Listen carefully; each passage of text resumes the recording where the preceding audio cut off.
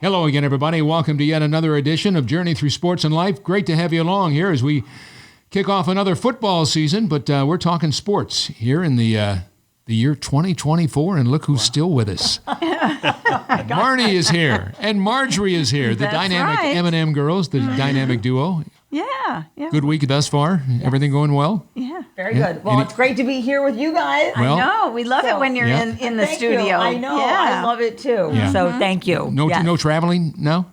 Well, not traveling right this minute. Just this minute? Yeah, Okay. Just a little bit of traveling. All right. Well, But I'll Marnie and travel Marjorie. for you guys any day. And I'm Scott, and we're delighted to have you on board. And I'm going to let you introduce because you have a little close tie of sorts with our special guest here today. Yes. So take it away, my friend. All right. It's all yours. Go for it. If my allergies cooperate, I'll be able to talk here. And let's see.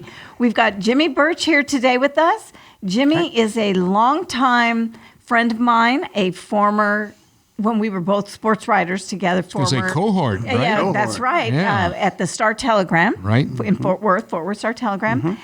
And Jimmy has all kinds of experience. He's covered professional golf, college football, the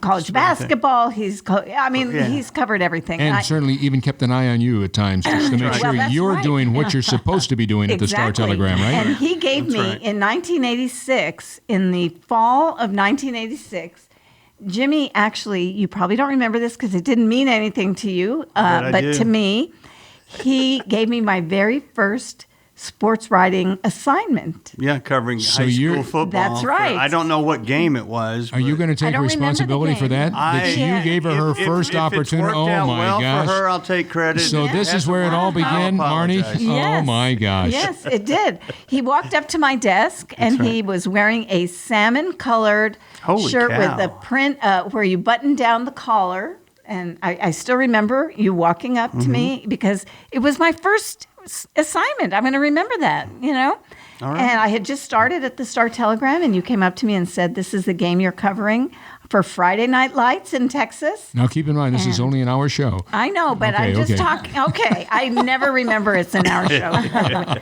And Jimmy has covered everything. So welcome, Jimmy. Welcome, Jimmy. Thank you. Glad to be here. Great to have you on board. Have fun hearing your stories, your experiences, your journey. Sure. So let's start out with, how did you even get to the Star-Telegram? Because that was where you came right out of college, right? Or pretty close? For the most part. Yeah, I did some interning in some other places when I was in school. My wife and I both went to the University of Texas in Austin, and we met there.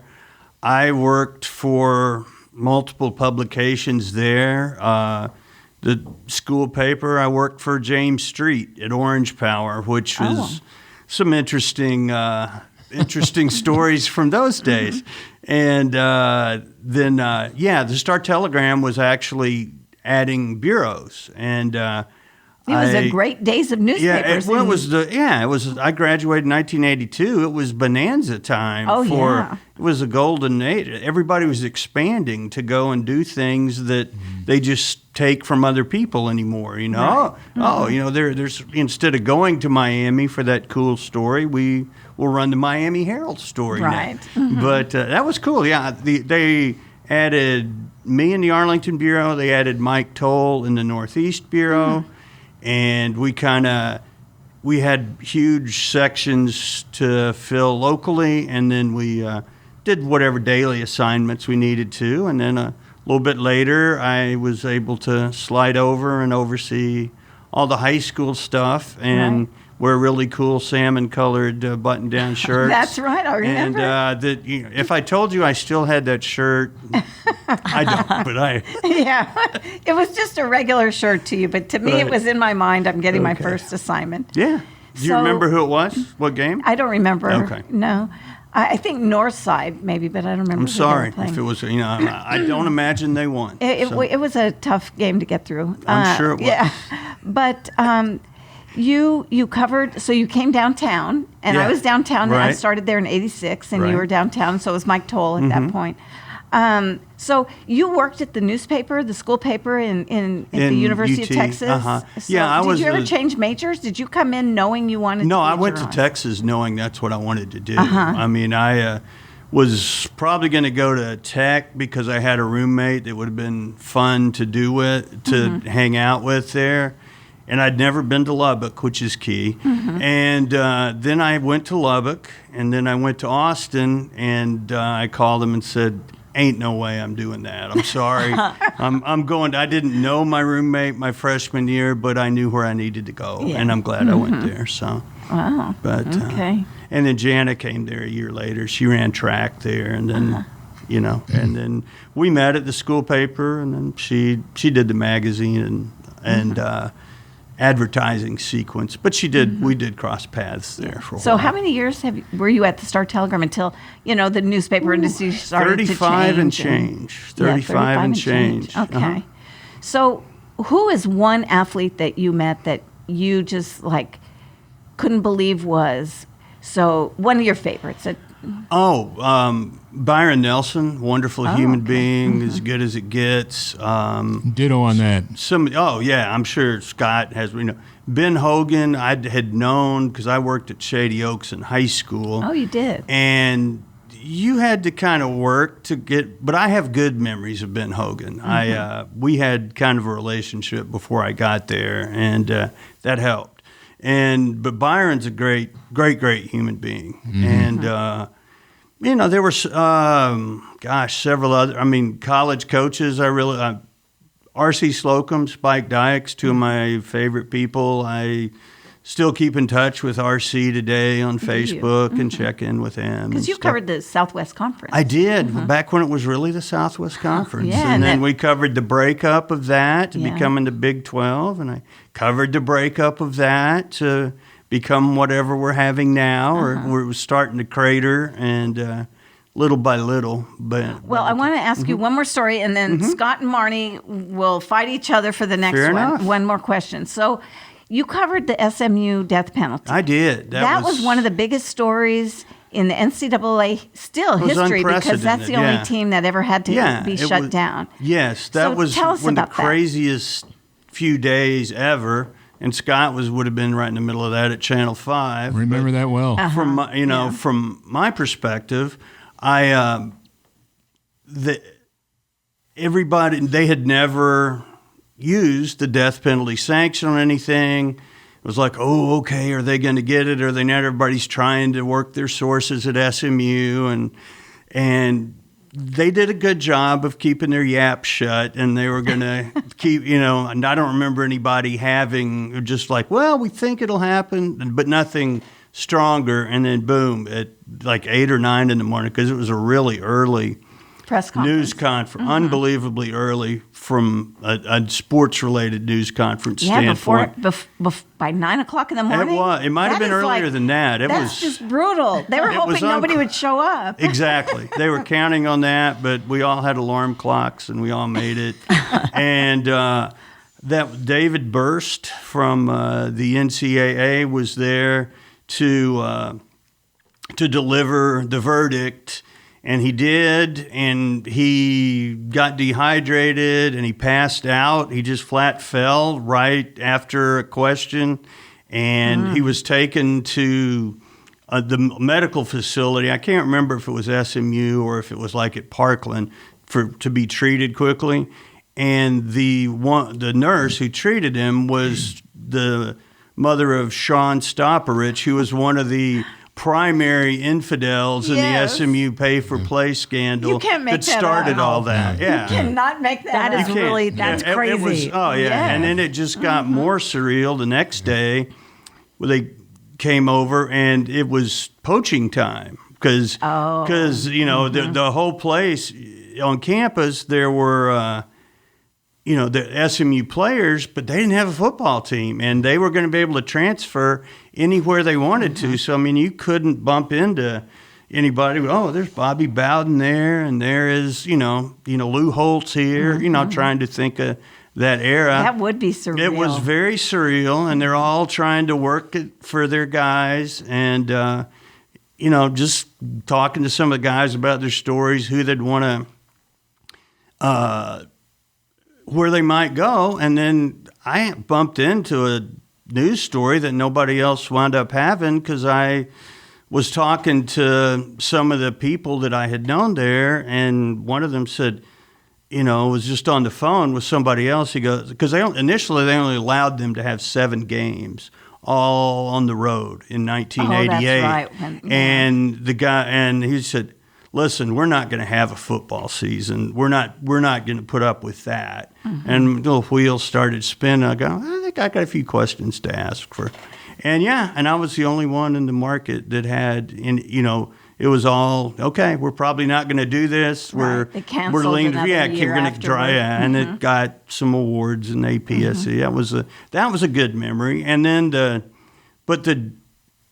all the craziness that ensued, mm-hmm. And then, this guy going that place, this guy going to another place, and then talking to some of the guys from SMU, later on as they were getting ready to go to their new schools and mm-hmm. all. And it made for some really good human interest. And carrying on to Forrest Gregg, great hire. There couldn't have been a better person to bring in for that, with an SMU alumnus, hero, Vince Lombardi, mm-hmm. Connection. And, that went all the way through 89 as being just crazy good stories. And then, of course, they started playing football. They won a game. They didn't win any more the rest of the year. Mm-hmm. And they moved, I think and then people lost interest. I think they won like their second game. They beat Connecticut. Yeah. Mm-hmm. Who wasn't very good at the time. No. And I think they might have still been 1AA. They were. They were. They hadn't mm-hmm. gone to D1 in mm-hmm. football yet. But that was one of the more amazing little stretches with any topic. I mean, I've had fun stuff mm-hmm. doing features for the Olympics or playing golf at Augusta and the media draw the Monday after that, or but that little as far as you want to be a journalist. As far as that little news like breaking that. type, mm-hmm. and just like gosh, I can't believe this. I can't, that was an amazing little stretch. Mm-hmm. So, mm-hmm. and fortunately for SMU, it's behind them now. They finally, and it took a long time too to get it back. A long now time. Only Rice is the only one left that didn't go back to a That's power true. conference after and the they breakup. never will. They don't care. Never will. They won't mm-hmm. care. Yeah. They're satisfied with where they're at, and they're in mm-hmm. academic school. Yeah. So reminds me of Tulsa. Of course.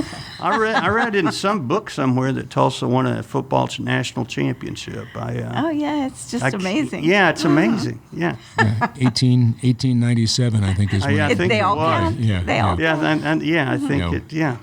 Mm-hmm. Anyhow, Marnie, go for it. All right. So then, what was?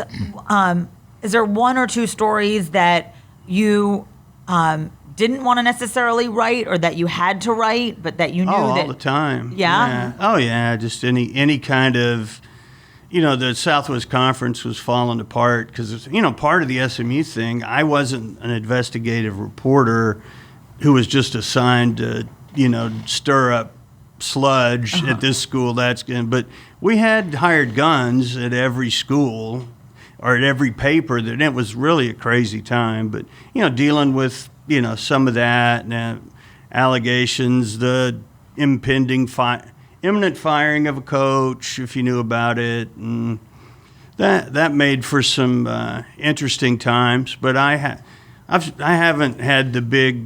I've had the nose to nose. I can't believe you printed. Well, you said, but mm-hmm. a little bit, not as much as a lot of other people, because I wasn't directly on one team all the time. Usually, I usually covered the rest of the conference that TCU was in, and somebody covered TCU. But when you do the Cowboys, or you do just for a while there, we only did.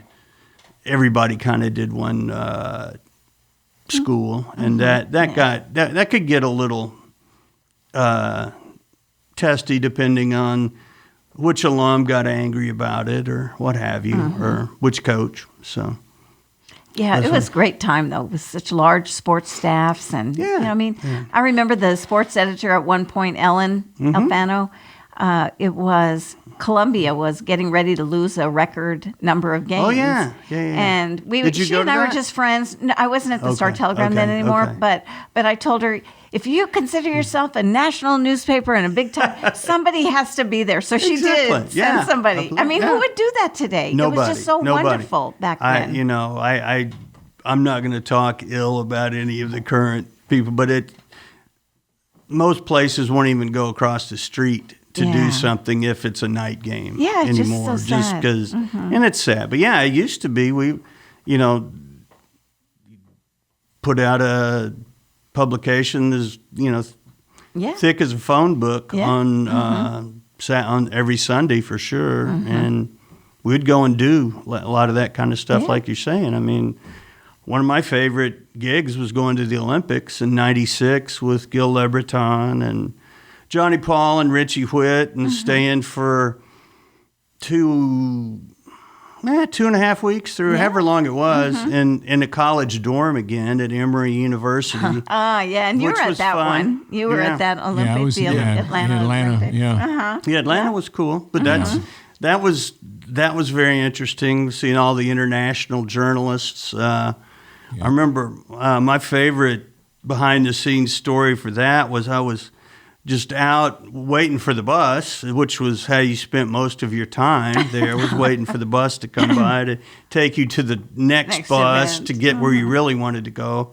And there was a guy, skinny reporter, he was kind of just strange, he just looking at something. He's from Senegal, I think, but he spoke English. I asked, "Are you okay? Can I be?" He said, No, there's the strangest animal here.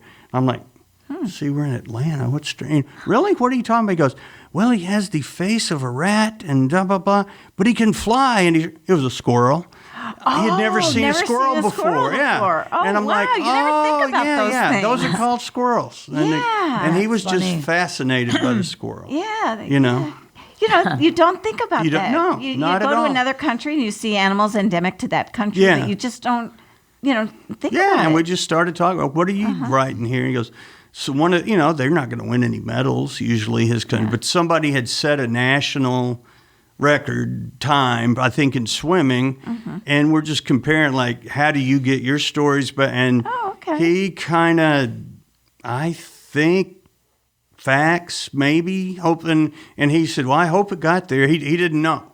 He didn't know, he didn't know when they'd run it, and he didn't know if it had gotten there, but he had tried. Yeah. That's and crazy. I'm going, that would never, ever cut it. Oh, that would not cut it. No. You said you were 9 years old, and that's when you decided that you wanted to be in the business you're in, That's right? about right, yeah. Okay, so as you look back now, any just thoughts about maybe I should have done this, maybe I should have done that, or this is what you wanted to be a part of it? No, I mean, I had a great time for... I had 25 great years at the Star Telegram. The last few were not real good, but they weren't good for anybody at that point. So what did you enjoy most? You mentioned the Olympics. Other things. Is there one or two events? I enjoyed covering pro golf. There, a lot of fun guys. Got to, all the height of Tiger Mania and all the behind the scenes stuff. And Annika's thing with all the security measures they had to take. At the Colonial? And just at the Masters, I got to play Augusta the day after Fred Couples won in '92, and I got to write about it. And I didn't play well. I hit scoreboards. I, four putted, and it was the Masters. Who cares? I didn't care, and it made for a great story. But they always have a media draw on and it's interesting how they always in your first or second year find a way to get the larger people into the course, but only after. But you have to wait until all the CBS people have their guaranteed times, and then their key international sponsors and whatever. So that was fun. So I got to play the par 3 course and the big course because we were like the last group, and there was like a rain. I can't remember what, but I ended the day as like the last guy still sitting on the patio having a whatever it was. Pimento cheese. No, gosh, those are awful. But some people like them. But having a little post-round cocktail by myself to reflect, and then we drove back to Atlanta and flew home. So it was fun. That was a very cool situation. So how do you think technology? So if you were writing, if you were how would that have changed your style or what you were working on? Would it have made a difference, or what do you think? I always got in at a time when I had, whether it was good or not so, had a processing machine, the TRS-80, which had like 30,000 characters. So you couldn't write a lot of real long stories and have others. You had to kind of get your story in. So are you 100% sure you got it? Because I need to kill this out and create room for something else to working up to other laptops. I never had really, really bad experience where you would type on an actual typewriter in the press box. If I'd accepted the job to go to Green Bay in 1984 and cover the Packers, I would have gotten to do that. But and then I wouldn't have met Marjorie. So. Oh, well, that's true. That's true. And by the time I got there, we had the TRS-80. Gave it a long, hard thought, but no. So I didn't know that. Yeah. Huh. But so, what is your favorite sport to cover? What did you always like? Because you were really good at all of them. I like stuff that would be over. Sounded like you liked the golf. In daylight hours. So I like golf and college football. Yeah. That's why I always wanted to do those. My favorite sport has been, always will be college football. But I worked at a golf course growing up. I was never good, but I played the game a lot growing up. Those are some fun guys to talk to, and gals. I mean, we did plenty of LPGA tournaments too. They're just, those were two, and that's why. I mean, when the sun goes down, they're pretty much done. For sure in golf and college football, you got some night games early, but in that era, the 2:30 game was kind of the prime window, and that's usually the one you'd go to. So you're talking about Paola and what took place in the 80s with SMU. Oh, everywhere. What do you think about what's going on now?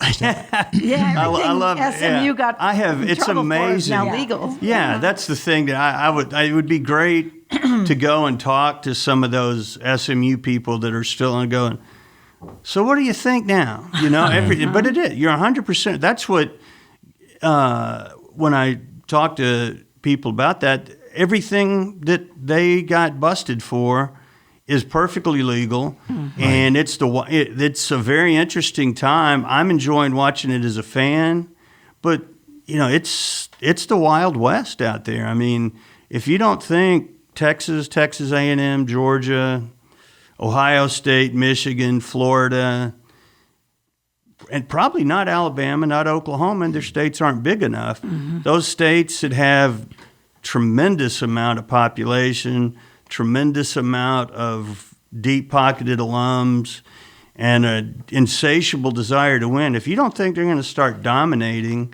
and then eventually sever off to like a probably top 64 teams, and then people like SMU and TCU, Tulsa, whatever, well, they're going to create another tier, I feel, and that's been talked about for 30 years. So you even think some teams that are in major conferences now will be kicked out? Yes, Vanderbilt would be a good one, Northwestern, Wake Forest.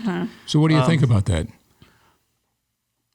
Nature taking its course. I mean, that's what they've been pushing. The Supreme Court dictated that with the NIL. They decided and took that out of the hands of the college administrators. And there's not, that's just what the law of the land has become. It kills my heart. I mean, mine too. I love college football that I grew up with. And I mean, I went to my first college football game in 1966 with my dad, and I liked all the stuff. I didn't care. It was only my favorite team could only be on 3 times a year on TV because they were trying to get you to go to the games in person. That was enough of a challenge back then. That's true. We're a lot more people alive now, and it's pretty easy for them to sell out the games. So what about, the season just started, and so we've been watching a couple of games now, and one of them involving Arizona State. Of course, Arizona State, absolutely.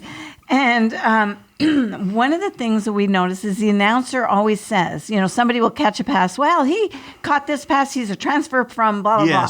And then, he threw this wonderful pass. He's a transfer from blah, blah, blah. Right. There are so many transfers. So if you're covering a team back in the 80s, let's say you're covering TCU. Okay. You're going to have the same guys for all these years. You develop these relationships as reporters and all this. Now you've got to start from scratch every season. And how does this affect the kind of news stories that come out of these programs when the reporters don't even have a chance to establish relationships with these players? That's kind of been changing anyway in recent years, at least at the larger schools, University of this one or whoever state and all. They've been they're dictating to the media, okay, we've got these 4 players today. Oh, but I wanted your backup fullback. No, we're not going to bring him to the media setting. If you want the backup fullback, you're going to have to stay till practice ends tonight at 8 o'clock. Now, if you live in that town, that's not such a big deal. If you're one of the out-of-town people from Houston or Dallas, Fort Worth, or San Antonio that's wanting to talk to whoever at, say, A&M or Texas, you probably don't have time for that. You just you make the best out of what you got with the guys that are available. And that's been standard operating procedure for way too long. Well, it must be, because when I was covering college or pro and you request somebody, they usually always brought them out. Oh, absolutely. I'm old enough I can remember that. And a few schools still are really good about that. Texas A&M being one with Alan Cannon. Terrific. Experiences there. Do you think with all the transfers that the level of play of some of these athletes is better? Because I seem to think that certainly with the quarterbacks, when they play at 2 different schools, it seems like they're more prepared to then go into the NFL after having experience at other schools. I think it's a matter of how many games you started. If you do them all at one school, that's great. If you do them 4 years worth at 3 different schools, as long as you're playing, that will help you, when you get to the NFL level. But I find it interesting that you just have so many guys. You get a real magnet, like to your campus, like Arch Manning is at Texas, and he's his family's got enough money. The kid's great. He doesn't need to go chasing the next deal in the transfer portal. That's a real rare situation. But that will give Texas the chance to build a juggernaut around him. They're already getting a ton of 5-star kids from other schools. Their whole receiving core this year started and starred at other schools last year.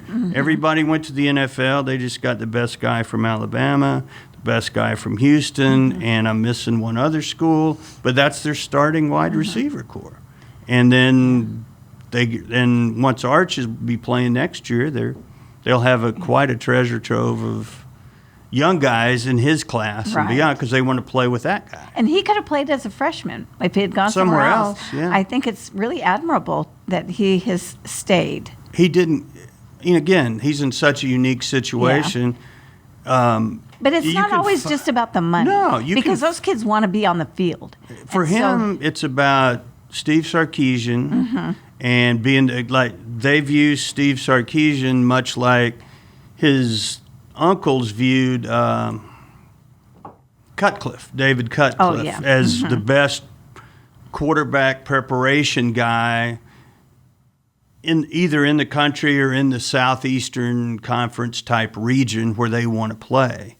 And, when Sark left Alabama to come to Texas, Arch grew up rooting for the Longhorns. A lot of people haven't ever seen those videos. I mean, you can see him in a 10 or 11 wearing a Texas shirt and watching Uncle Eli play at Ole Miss and talking about, I want to play for the Longhorns. Because they were good. That was like Vince Young. I don't know. I think that was Vince Young time. But something like that. But, it's a whole new world. It is the NFL without a salary cap and with just unlimited transferability. I mean, you don't even have multi-year contracts. Like, now the Cowboys signed Dak. Dak can't just up and say, you know what?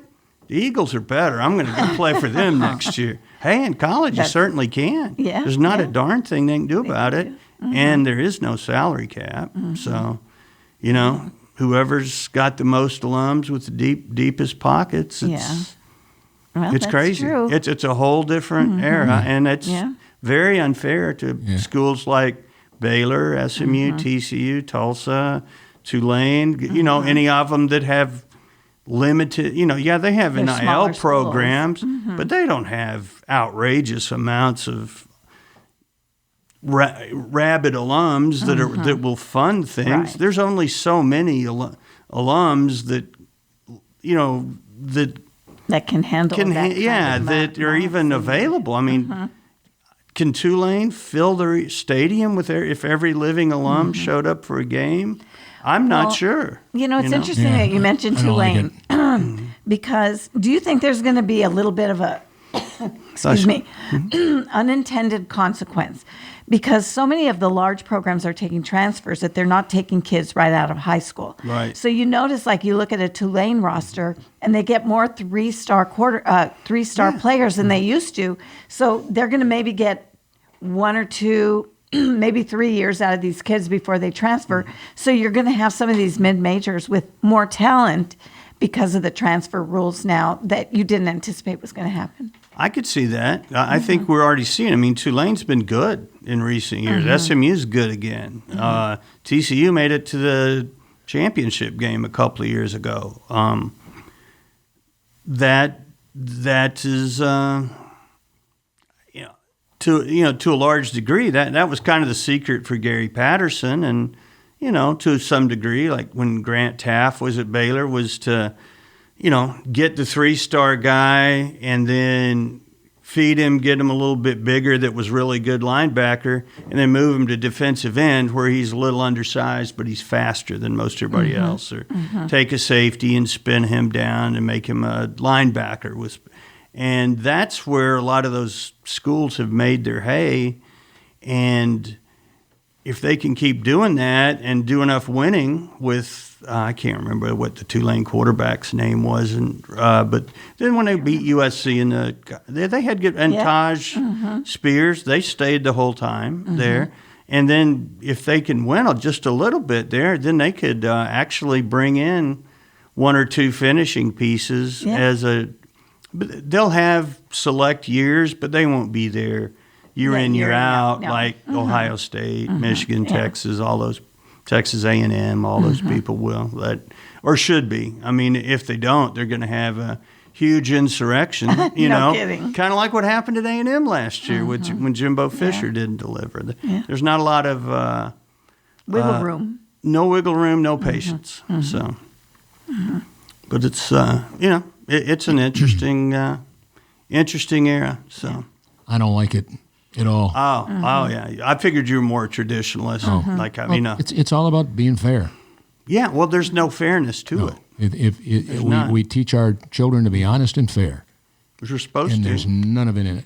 And that's why a guy like Nick Saban got out of it. I mean, say what you want to about maybe what Alabama's recruiting practices were or were not, when Nick had some advantages on his side. But he knows where the writing's on the wall. Alabama is not a big school. I mean, and it shares its state with another really big school. There's not the kind of talent in the state of Alabama like you get in Florida or Texas or California to just get get anything that you want and move on. And then, or if somebody shows up at Houston, hey, let's talk to him. We'll get him to Austin for next year, and he can be our leading receiver. Yeah. Yep.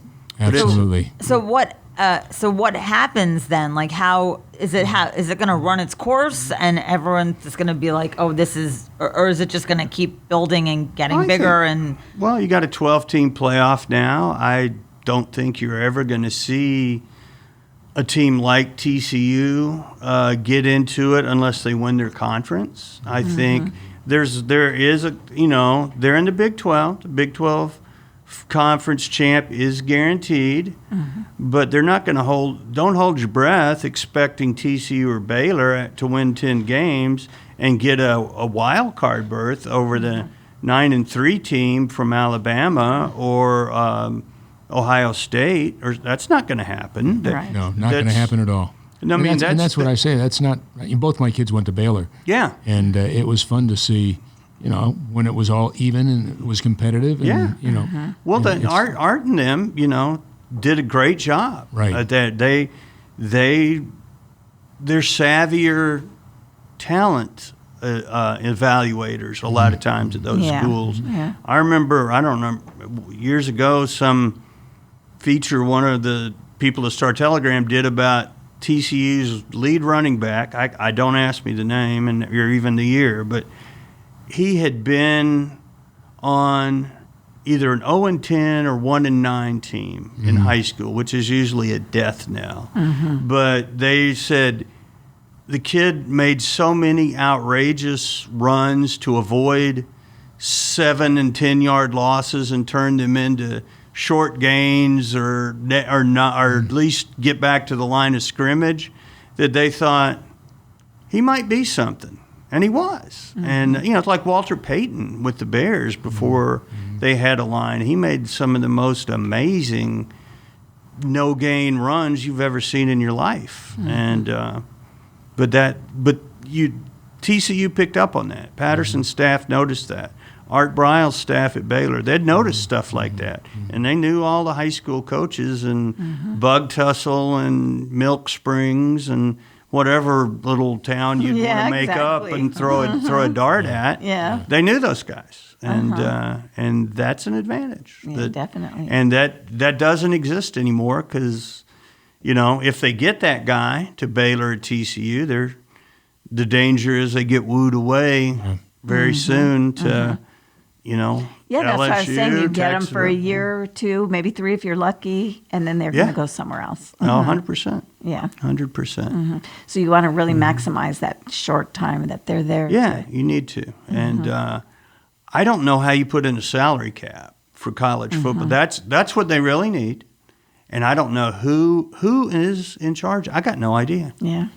Because the NCAA is not even in charge of college football anymore. The college football playoff is, and they're basically run by ESPN, who is a television entity that only wants to show big schools playing big schools in the biggest games. And then your conference representatives, if the SEC and the Big Ten have big-footed everybody else with realignment and all, they're going to be the power brokers. If you don't think college, if you're not in one of those two leagues already, better find a way to get there pretty darn quick if you want to be around at the end. Yeah, well, even then you might not be secure if you're saying like Northwestern, Wake exactly. Forest, like, Vanderbilt, you saw what happened to Washington State and Oregon State when the Pac-12, well, why those two? Yeah. Cal colleges in small markets and 30,000 seat stadiums, it doesn't have to be, tiny town. I mean, it could be Vanderbilt. It can be, Northwestern's in Chicago, but there's 30,000 seat stadium, grossly overmatched. You're going to start seeing a lot of those long time conference ties going by the wayside when it gets down to the final end of this realignment. And it sounds like a lot of them will be private schools. Most of them that get left out will be private schools or well, really small, ag schools or directional school, city schools like Houston or Temple. That, Houston will be fine. It's in a big city, but and they care. But others, Temple, not so much. But it'll be fun to see what shakes out. So. All right. So you talked earlier before we were filming about your children and saying that you listen to people lie for a living. So what were some of the good lies that you were told? And you're like, Well, almost every week, any college football team. Well, my favorite coaches, Fred Akers of Texas, how many times said, Rice has a fine football team. No, they don't. You've beaten them 33 straight years, usually by 40 points or more. And then they lie about their injury situation, whatever. That the height, we don't height and weight. Yeah. Height and weight. I lie about that too sometimes. And whatever else they need to sweep under the rug to get. Yeah. And so my kids were subjected to a little too much grilling. They'll enjoy seeing this part, about confirm, reconfirm, and confirm a third time about, because you can't take anything on face value that. A lot of times at a coach or administrator, it's kind of like trying to get honest to Pete draft information out of Jerry Jones or whoever his coach du jour is. That's the last thing they want to tell you is what they really want. They're going to, we'll talk up the guy that we hope the Redskins will take or the Eagles will take, and you're never going to hear about our guy. So, no. So when you knew you were being lied to, what did you just say? Okay, sure. Well, I just, that's why you asked the question another way to try and get a usual yes, but you've beaten Rice 30 straight years. Well, why? Why are they good? Why do you think they're good? Why? What does this team? What is your definition of fine? Yeah. Would you be fine if your team performed the way Rice does on a weekly basis, or do you expect just a little bit more? Right. Yeah. That's a good point. It is. It is. It's pretty funny too. That's all the way down, like sponsors for NASCAR events. Golf tournaments, tennis tournaments, whenever their tail is in the crack to try to go from one sponsor to the next one. And that's the last thing they want to do is get the actual good real sponsor's name out there prematurely because they have all kind of non-disclose agreements they have signed or agreed to before they say, and here we are, Crown Plaza. Who knew? If you could have the ultimate job, you're at this point in your career, you can basically take the time and do what you want, where you want. I just wonder what was a job that you'd say, you know what, I'd really like to do that now. Could I be commissioner of the Flag Football League? That's taken. Sorry. Damn it. I would enjoy. I would like to try to fix college football. I would like to be in the position they don't have. To whereas, we'll defer. All right, this guy is going to try to make it fair. He's going to find a way to put in a salary cap. He's going to try to find a way to make it fair. We're going to figure out how many transfers we can have in a given year. Instead of having 53 or whatever Dion had for the second straight year, you get 20. And you better pick the right 20. And, there's things they can do, but nobody wants to do them. And I would love to do that. But go for it. That needs to be done. Send this out there, put it out on blast. That's right. I'll tell Bill Hancock, Bill, let me do this. Yeah, exactly. But someone needs to do that before. I don't. You guys are all traditionalists about college. It's going to kill me when it just dries up, withers away like an old cow chip, and is nothing but a fond memory because. Yeah. They're heading that way fast and furious, in terms of traditional. I totally agree. And it's so sad. It's very sad. It's just wrong. And Yeah. I just can't. I still every day I go, why?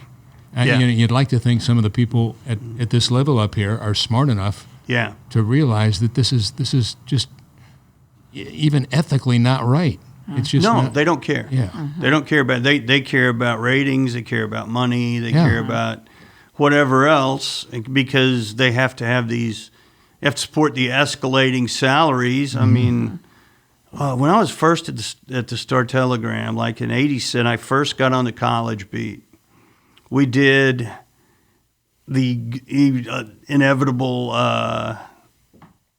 FOI request for salaries of the head football coaches that we could get. You can't get TCU, can't get SMU, can't get Baylor.